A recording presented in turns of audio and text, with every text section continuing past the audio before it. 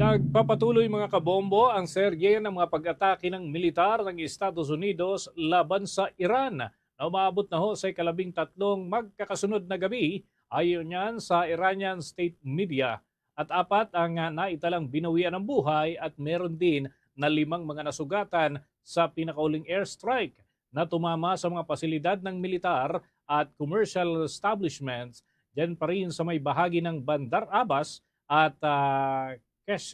Island. At ipinahayag ni United States President Donald Trump na gagamitin ng Washington ang mga naka-freeze na ari-arian ng Iran. Yan ay upang bayaran ang anumang pinsala doon sa mga barko, kagamitan at mga kargamento, pati na iba pang mga kaugnay na operasyon. Tinawag niya ito na fair and equitable, ngunit tinuligsa ito ni Iranian Foreign Minister Abbas Araghchi bilang isang mapanganib umano na president. Ayon naman sa United States Central Command, yung tinatawag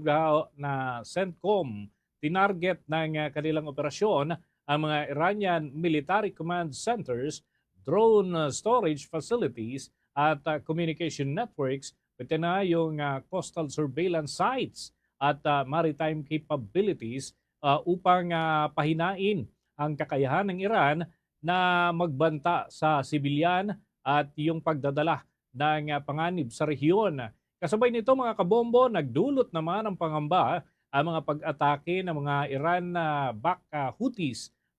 doon sa dalawang Saudi tankers dyan sa bahagi po ng Red Sea na nagpasiklab naman sa pagtaas ng presyo ng langis ng mahigit $100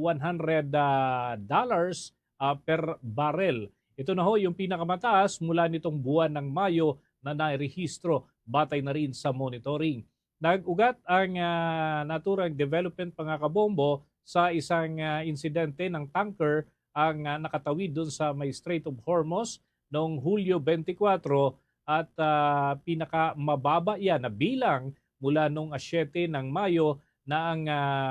nagpapakita ho ng matinding epekto doon sa pandaigdigang kalakalan ang naturang pangyayari, kaya naman ay inaasahan ang posibleng domino effect sa presyo ng mga produktong petrolyo.